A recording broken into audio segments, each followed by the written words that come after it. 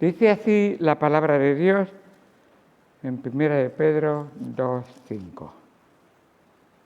Vosotros también, a los cristianos, incluyéndose el escritor, incluyéndose el escritor Pedro, vosotros también como piedras vivas sed edificados como casa espiritual y sacerdocio santo para ofrecer sacrificios espirituales aceptables a Dios por medio de Jesucristo. Vosotros también, igual que Pedro, sois sacerdotes delante del Señor Jesucristo.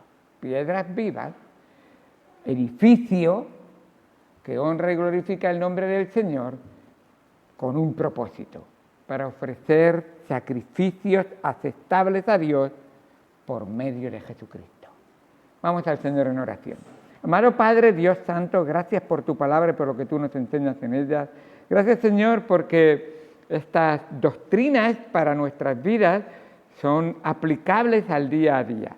A veces no entendemos cuál es el propósito de nuestras vidas aquí en la tierra, pero al salvarnos nos diste realmente propósito, nos diste razón de ser. Y gracias, Señor, porque estudiando, leyendo y conociendo tu palabra te conocemos a ti y así entendemos tu santa voluntad. Bendice a cada persona, a cada hermano, hermana aquí presente, que tú seas alabado, glorificado y exaltado en todo lo que hagamos y digamos, en el nombre de Cristo Jesús. Amén.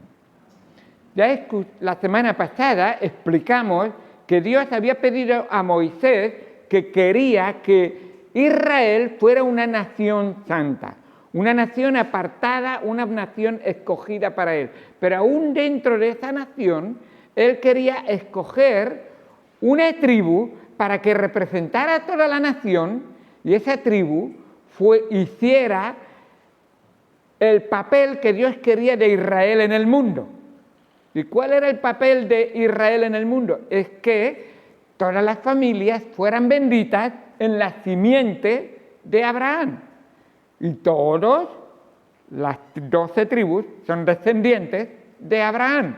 Así que de alguna manera Dios había escogido una de 12 para que hiciera ese papel, lo cual no excluía que las vidas de las otras 12 tribus tenían que ser imitadores en el sentido no oficial, pero sí espiritual, de vivir santamente para el Señor.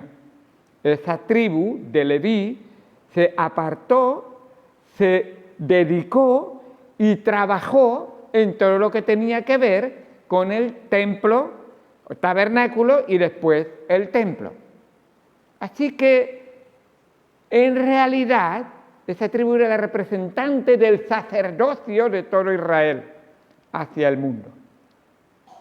Es verdad que Dios más de una vez se airó con su pueblo porque no vivió santamente. Y llegó hasta específicamente ver que esa tribu de Leví tampoco eran un ejemplo para el resto. Y llegó incluso Dios a pedir que dentro de esa tribu de Leví escogiera una familia para que se dedicara muy concretamente a un servicio en el templo, en el tabernáculo y en el templo. Y esa era la familia de Aarón. Esa familia de Aarón que eran los sacerdotes que sacrificaban y entraban en el lugar santo y solo el sumo sacerdote, una vez al año, no sin antes haber ofrecido sacrificio por sí mismo para purificarse, entraba en el lugar santísimo. Ahora, llegamos al nuevo pacto. ¿El nuevo pacto lo cambia todo o el nuevo pacto sigue algo de lo que se empezó en el antiguo pacto? Ya dijimos la semana pasada que Jesucristo dijo, no he venido a tirar a la basura todo el antiguo pacto. El antiguo pacto es la base, el cimiento sobre el que vamos a edificar el nuevo pacto. Quiero que vosotros, que conocéis a Cristo como vuestro Señor y Salvador, y la sangre preciosa del Cordero que es ese sumo sacerdote y cordero al mismo tiempo, algo que es imposible e incompatible para ningún ser humano, pero solo Cristo podía hacerlo. Solo a través de Él quiero que vosotros seáis sacerdotes. Todos, hombres y mujeres, no oficialmente, no de cargo, pero vuestras vidas. El sacerdote era alguien que se apartaba del mundo y se dedicaba a una tarea exclusiva. Entonces os pide el Señor a vosotros, empezando por un servidor, sed santos como yo soy santo. Vivir vuestra vida santamente. Y estuvimos viendo cómo Dios tenía requisitos o nos mostró cómo estos sacerdotes del antiguo pacto, los sacerdotes del nuevo pacto, también, de alguna manera, varias de estas características se reflejaban también en nosotros. Vimos la semana pasada, especialmente las dos primeras, primero vimos el edificio, que somos todos, pero después vimos el oficio, que era el sacerdocio. Y vimos la semana pasada que Dios elige soberanamente a sus sacerdotes. Él los eligió. Soberanamente quiere decir que Él tiene la primera, la del medio y la última palabra. Soberanamente quiere decir que no es que los hombres dijeron, a ver, ¿quién es el mejor cualificado? ¿Quiénes son los más bonitos? ¿Quiénes son los más adecuados? No. Dios dijo, vosotros miráis el exterior, yo quiero el corazón. Y yo voy a elegir, y yo voy a decidir soberanamente. Y así lo hizo. Y así obró Dios. Y vimos que cuando en el nuevo pacto el Señor Jesucristo habla a sus discípulos, les dice en Juan 15:16, no me elegisteis vosotros a mí, sino que yo os elegí a vosotros y os he puesto para que vayáis y llevéis fruto, y vuestro fruto permanezca, para que todo lo que pidierais al Padre en mi nombre, Él lo hará. Así que tenemos, yo soy hijo de Dios, como soy hijo de Dios, soy sacerdote del Señor, y no ha sido por mi elección, no ha sido por mi apariencia, no ha sido por mi fuerza, no ha sido ni por mi santidad, ha sido por la gracia de Dios soberana obrando en nuestra vida. El segundo punto que vimos la semana pasada fue que Dios, antes de usar, o para que cumplieran su servicio esos deberes, esos sacerdotes, y cumplieran con sus deberes, los limpió de pecado. Dios no coge a una persona y dice, tal como estás, hala, hijo mío, y ya está. Y no, Dios lo lava, lo limpia, lo purifica, lo hace una nueva criatura. Pero el lavamiento es muy importante. Y solamente hay un jabón que puede, y no es jabón, que puede limpiar nuestro corazón de todo pecado. La sangre de Jesucristo. El agua de la palabra de Dios operando por el poder del Espíritu Santo. Y es así. Y estuvimos viendo como el Señor mismo dijo que Él derramaba su sangre para perdón de sus pecados, ahí en la última cena. Y nos dice la palabra de Dios que estos que limpió, estos del antiguo pacto, dice en Levítico 17:11, porque la vida de la carne en la sangre está, y yo os la he dado para hacer expiación sobre el altar por vuestras almas, y la misma sangre hará expiación de la persona. Y está diciendo, cada persona, sacerdote o los que vienen a los sacerdotes, necesitan la sangre de un cordero inocente y sin mancha, que sea derramada para que sea expiado tu pecado, sea limpiado tu pecado o cubierto tu pecado. Ahora en el Nuevo Testamento el Señor, Él entregó su sangre por nosotros y nos dice el apóstol Pablo, le dice al pastor Tito, en Tito 3:5, nos salvó no por obras de justicia que nosotros hubiéramos hecho, sino por su misericordia, por el lavamiento de la regeneración. Regeneración es volver a nacer, o sea, naces lavado. Y es lo que suelen hacer con los bebés, nacen y lo lavan. Pues no, eso es simultáneo, naces y te lavas al mismo tiempo. Y por la renovación del Espíritu Santo. Así que tenemos ahí esta obra poderosa operando en nosotros. El apóstol Juan, en primera de Juan 1:7, tiene ese versículo que para mí siempre fue muy precioso y muy maravilloso ver que lo que el Señor hace no depende de cómo me siento ni de lo que hago, sino que Él lo hace completo, y dice en primera de Juan 1:7, pero si andamos en luz, como Él está en luz, tenemos comunión unos con otros, y la sangre de Jesucristo, su Hijo, nos limpia de todo, lo repito, de todo pecado. Si vienes a Jesucristo, arrepentido y entregándole tu vida en tus manos, esa sangre te limpia de todo pecado. No hay pecado que digas, pero y Dios dice, lavar.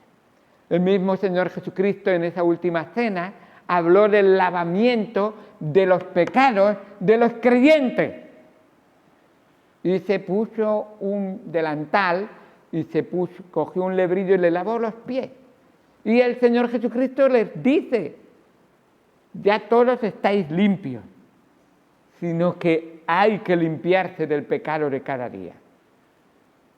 Y a Pedro, que era ese personaje que me identifico mucho con él, impulsivo, que de momento, pero luego ya solía volver otra vez a su cauce, pues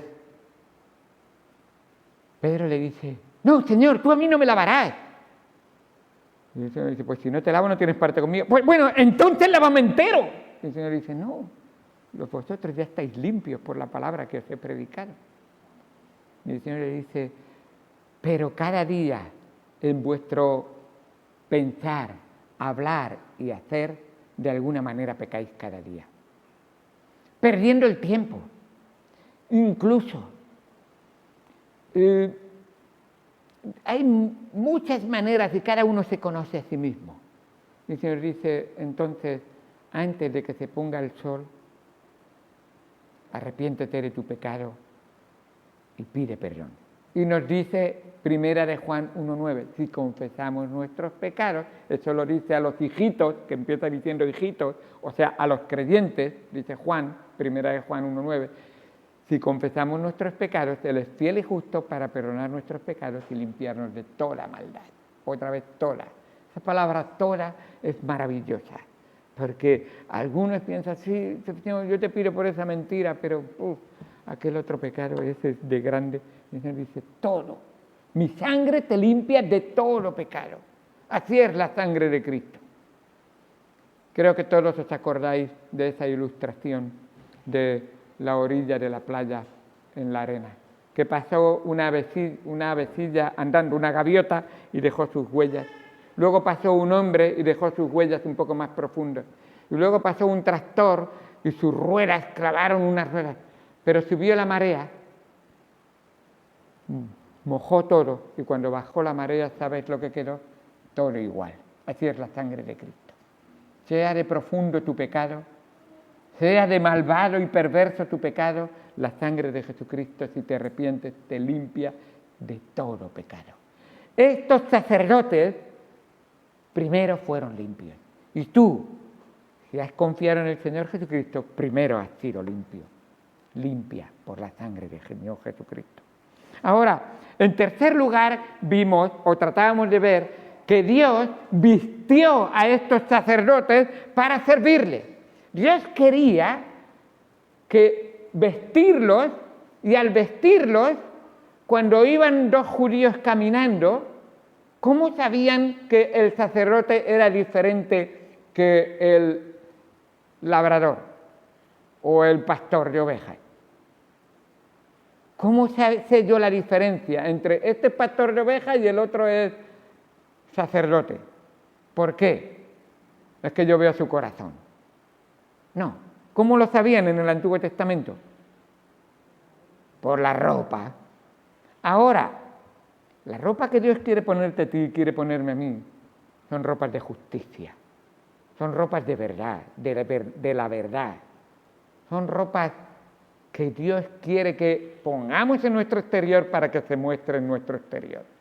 Y nos dice la palabra de Dios en Éxodo 28, versículo 40, esa ropa dice: y para los hijos de Aarón harás túnicas, también les harás cintos y les harás tiaras para honra y hermosura.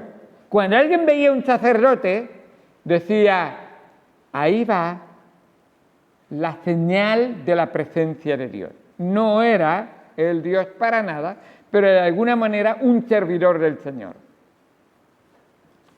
Versículo 41, y con ellos vestirás a Aarón tu hermano y a sus hijos con él, y los ungirás y los consagrarás y santificarás para que sean mis sacerdotes. Versículo 42, estoy leyendo Éxodo 28, 42. Y les harás calzoncillos hasta por dentro, ¿eh? No te imaginabas, ¿eh? Dios hizo calzoncillos. Y les harás calzoncillos de lino para cubrir su desnudez. Serán desde los lomos hasta los muslos. Os explico. Cada vez que había que sacrificar, había una rampa que subía y de en alto todos estaban ahí abajo, el sacerdote sacrificaba y ofrecía eso. En esa rampa podría haber viento, podría haber lo que fuera, y si llegaba a haber un momento de descuido, verían sus muslos cubiertos. Nada más. ¿Por qué? Porque Dios quiere pureza en todos los sentidos en el servicio a Dios. Pureza mental, pureza moral, pureza física, en todos los sentidos en el servicio a nuestro Señor. A Él debemos de darle la honra y la gloria. Y Él nos ha provisto todo lo necesario para vivir santamente para Él. Y estarán sobre Aarón y sobre sus hijos cuando entren en el tabernáculo de reunión o cuando se acerquen al altar para servir en el santuario, para que no lleven pecado y mueran. Si hubiera descuido y me da lo mismo lo que me ponga, me voy a... Dios dice: eso no me agrada. Esa alabanza recibirá castigo, porque no es alabanza, es jactancia, hacer lo que cada uno como bien le parezca. Eso era la palabra frase en el tiempo de los jueces. Cada uno hacía lo que bien le parecía y a Dios no le agradaba. Estatuto perpetuo para él y para su descendencia después de él será. Ahora, esta vestimenta era importante. Era para honra y gloria del Señor, para mostrar pureza en todos los sentidos, de dedicación a Dios, de hacer justicia, de vivir apartado y consagrado al Señor, de distinción y de dedicación al Señor. En Levítico 8:7 también menciona más, pero por falta de tiempo vamos a continuar un poco más, ahora viendo las vestimentas de los sacerdotes del nuevo pacto, o sea, para ti y para mí, que servimos al Señor. Los creyentes en Cristo debemos vestirnos de justicia para el Señor.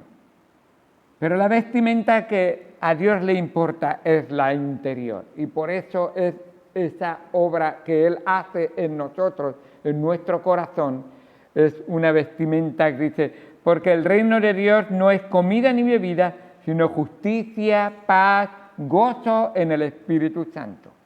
Y esto quiere decir que es la obra del Señor. Interiormente no nos podemos vestir nosotros, nos viste el Señor. Y esto es lo que proveyeron, lo que Dios proveyó, y le dijo: estas ropas serán para estos sacerdotes.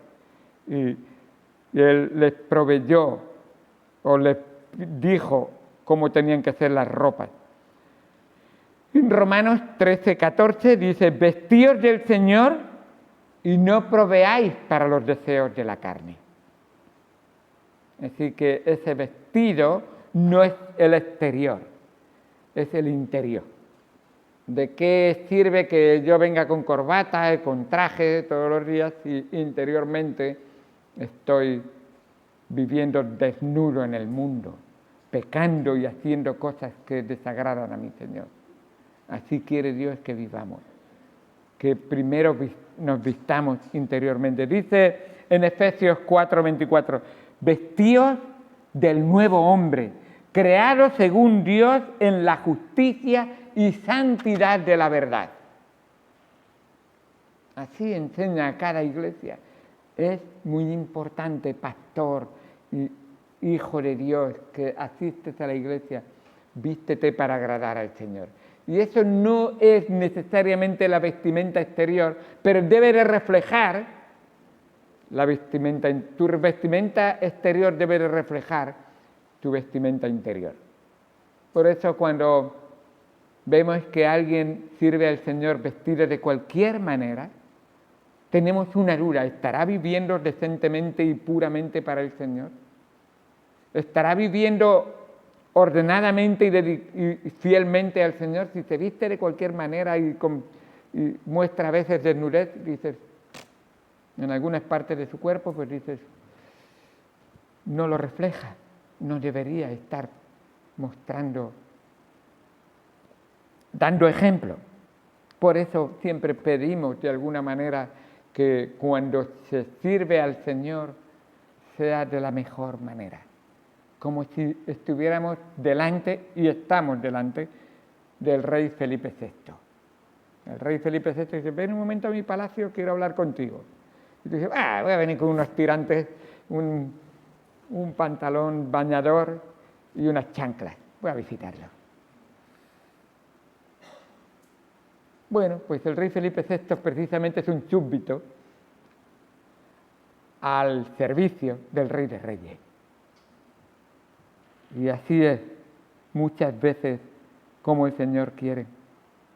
Pero vuelvo a repetir y enfatizo, a lo que Dios le agrada, a lo que Dios busca, es cómo vestimos nuestro corazón, cómo vestimos nuestra alma, de qué está recubierta. Dice en Colosenses 3:12, vestidos pues como escogidos de Dios, santos y amados de entrañable misericordia, de benignidad, de humildad, de mansedumbre y de paciencia. Colosenses 3:12. ¿Os dais cuenta que las prendas de la ropa son para vestir el alma? Las prendas que dan ahí. La misericordia viste el alma. Colosenses 3:12. La santidad para vestir el alma. Esa benignidad, esa humildad, esa mansedumbre, esa paciencia. Cuando esa alma está bien vestida, que honra y glorifica al Señor, se va a reflejar en el resto de nuestra vida. Y dice en el versículo 14 de Colosenses 3, y sobre todas estas cosas, vestíos del amor, que es el vínculo perfecto. ¡Qué bueno! Toda esta ropa y dice, bueno, entonces la capa del amor. Vestíos del amor. Mostrar ese amor. Dios quería que nos vistiéramos diferentes, especiales, para que los demás sepan que le pertenecemos a Él exclusivamente. Dice en el Salmo 132, versículo 9, tus sacerdotes se vistan de justicia y se regocijen tus santos, asimismo vestiré de salvación a sus sacerdotes y sus santos darán voces de júbilo. Estas personas alaban a Dios con un corazón puro, porque se han vestido de las ropas de Cristo. ¡Qué bonito! Luego, en cuarto lugar, vemos también otra característica de esos sacerdotes del Antiguo Testamento que podemos ver o que debemos de ver en nosotros. Dios los ungió para el servicio. Dios los ungía. Esa unción identificaba que el poder y la presencia de Dios reposaban en ese oficio, en el sacerdocio. No especialmente que un hombre era especial, sino ese oficio que él representaba. Porque estaba él mostrando, este es el sacerdocio de Dios, no me he elegido yo a mí mismo, ni vosotros me habéis elegido, es Dios que me ha elegido a mí, por lo tanto no tengo por qué jactarme, no tengo por qué envanecerme. Y es para la honra y gloria no del hombre, sino de Dios, el que le ha llamado. Así que reposaban en el sacerdocio y simbolizaban el poder del Espíritu Santo para servirle. Dice en Levítico 8:30, Levítico 8:30, dice la palabra de Dios: luego tomó Moisés el aceite de la unción y de la sangre que estaba sobre el altar y roció sobre Aarón. Esa unción. ¿Sabéis lo que simboliza el aceite? El símbolo del Espíritu Santo. Entonces, ese aceite que se echaba sobre la cabeza de Aarón, hay un salmo precisamente que dice cómo por sus barbas corrían el aceite de la unción, y simboliza el Espíritu Santo. Un hombre que él, por él mismo, no tiene ningún poder, no tiene ningún valor, pero por la obra de Dios en él, y él sometido y obediente a la obra de Dios, Dios mostraba su presencia, su poder y su misericordia a todo el servicio que él le daba. Y sobre sus vestiduras, sobre sus hijos y sobre las vestiduras de sus hijos con él, y santificó a Aarón y sus vestiduras y sus hijos y las vestiduras de sus hijos con él. Cuando no estaban, esas vestiduras se guardaban exclusivamente para el servicio en el templo.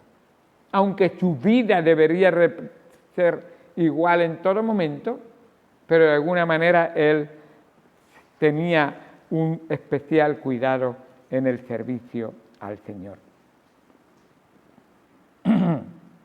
Dice en Levítico 8:12, y derramó el aceite de la unción sobre la cabeza de Aarón y lo ungió para santificarlo. Y eso es de señalar, santificarlo. Esa unción santifica. Si simboliza el Espíritu Santo, ¿qué debe de hacer el Espíritu Santo en nuestra vida? Santificarnos. ¿Cómo puede ser santificado por el Espíritu Santo? En primer lugar, porque Él entra a morar por la gracia y soberanía de Dios, pero en segundo lugar, porque yo le dejo obrar en mi vida. Y Él obra poderosamente. De igual modo, los creyentes del nuevo pacto son sacerdotes que han recibido una unción divina de Cristo, el Espíritu Santo. Dice el mismo Señor Jesucristo en Juan 14:26, Él dijo: mas el Consolador, el Espíritu Santo, a quien el Padre enviará en mi nombre, Él os enseñará todas las cosas y os recordará todo lo que yo os he dicho. No en vano el Señor Jesucristo, ya en vida, preparó a sus discípulos y a sus seguidores para que estuvieran esperando esa unción del Espíritu Santo. Y la unción del Espíritu Santo es una vez para siempre, si bien la llenura del Espíritu Santo es una continua vida de consagración y santificación al Señor. No es que tienes que tener una experiencia especial para tener el Espíritu Santo. No es que te dan un golpe o un soplo con la chaqueta y te caes al suelo y dices, ya tienes el Espíritu Santo. Es no la obra de ningún hombre, sino la obra solamente de Dios y de su Espíritu. Así obra nuestro Señor. Por eso es importante que lo entendamos. El Señor Jesús en el siguiente capítulo, bueno, esto es el 14, en dos más, en el 16:13, Juan 16:13 dice, pero cuando venga el Espíritu de verdad, ahí en vez de santo dice verdad, pero es que santo y verdad no son la misma palabra, pero son sinónimos en la palabra de Dios. Él os guiará a toda la verdad, porque no hablará por su propia cuenta, sino que hablará todo lo que oyere y os hará saber todas las cosas que han de venir.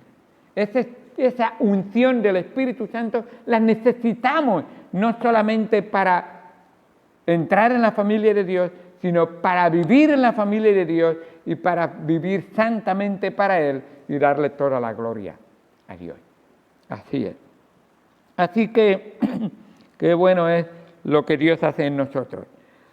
En Romanos, el apóstol Pablo, ese es Juan, pero ahora el apóstol Pablo, en Romanos 15:13 dice: y el Dios de esperanza os llene de todo gozo y paz al creer, para que abundéis en esperanza por el poder del Espíritu Santo. Esa unción es la que te da el poder de Dios, el poder del Espíritu Santo. No para usar a tu antojo, sino para que Él obre a través de ti. Qué bueno es como Dios hace en nuestra vida. El apóstol Juan, en 1 de Juan 2:20, dice: vosotros tenéis la unción del Santo y conocéis todas las cosas. Y esto es importante. Os explico algo. Si tú no tienes el Espíritu Santo, si el Espíritu Santo no está constantemente obrando en tu vida, esta escritura te va a ser difícil de entender, que no es que sea totalmente fácil, pero te va a ser más difícil, se va a nublar en tus ojos en la medida en cuanto no dejes el Espíritu Santo llenarte y obrar en tu corazón. Y estoy hablando para el cristiano. Para el no cristiano, esta escritura es locura, por supuesto. Esta escritura es antigua, esta escritura no tiene ningún poder. Pero para el que tiene el Espíritu Santo dice: vosotros tenéis la unción del Espíritu Santo y no necesitáis que nadie os enseñe. Y esto quiere decir que tú, el Espíritu Santo y la palabra de Dios es suficiente. ¿Cuántas veces no he escuchado un testimonio de personas que dijeron: me convertí leyendo el libro de Romanos yo solo en mi cuarto? ¿Y quién te había explicado el plan de Dios? Nadie. ¿Qué pasó? ¿Que de repente se le encendió una lucecita? Cree él. No, es el Espíritu Santo obrando, convenciendo, dando entendimiento y tomando la decisión de entregarse en las manos del Señor. Mi consuegro, José Antonio, no había oído nada más que un amigo suyo que se había convertido a Cristo. Y él dijo: mi amigo está loco, le voy a demostrar. Cogió una Biblia, al día siguiente se fue a su casa, se puso a leer, empezó a leer el libro de Romanos, se tiró como 5 o 6 horas leyendo. A la que hizo 6 horas cayó de rodillas y entregó su vida al Señor. Esto es maravilloso lo que Dios ha hecho por nosotros. ¿Qué pasó? No tenía nadie que le explicara. Sí que tenía. La palabra de Dios es viva y eficaz. El Espíritu Santo obra, ilumina y enseña. Y así a través de los siglos, aunque miles de millones de personas han tratado de destruir la Biblia por sí ha sobrevivido y ha sido suficiente para iluminar aún en la oscuridad a las personas que estaban ellos solos con la Biblia, nada más. Es la obra del Espíritu Santo. Esta es la unción que obra, de la forma que obra el Espíritu Santo. Y ni tú ni yo intervenimos, es solo el Espíritu Santo. Pero eso no quita que tenemos la responsabilidad de que teniendo el Espíritu Santo debemos ir y servirle. Y esta es, por supuesto, para terminar, Dios consagró a sus sacerdotes para el servicio. Estamos consagrados, estamos dedicados y no tenemos el tiempo, así que la semana que viene estaremos, no voy a mirar el reloj, estaremos viendo esa consagración, y que eran 2 puntos, consagración y obediencia. Estaremos viéndolo la semana que viene. Qué bueno es ver cómo Dios obra en cada uno de nosotros. Dios ha investido a los suyos con el poder y la autoridad de la presencia interior del Espíritu Santo, y los cristianos de hoy tienen la ventaja espiritual de entrar en la presencia santa de Dios en cualquier momento. Estos sacerdotes no podían entrar cuando les daba la gana, pero ellos tenían el privilegio de hacerlo. Pero tú y yo hoy podemos entrar en cualquier momento en la presencia de Dios y adorarlo y glorificarlo. Dice Hebreos 4:16, acerquémonos pues confiadamente al trono de la gracia para alcanzar misericordia y hallar gracia para el oportuno socorro. Y con ese propósito ahora acabamos, para acercarnos a Él, al trono de la gracia, a través de la oración. Oremos.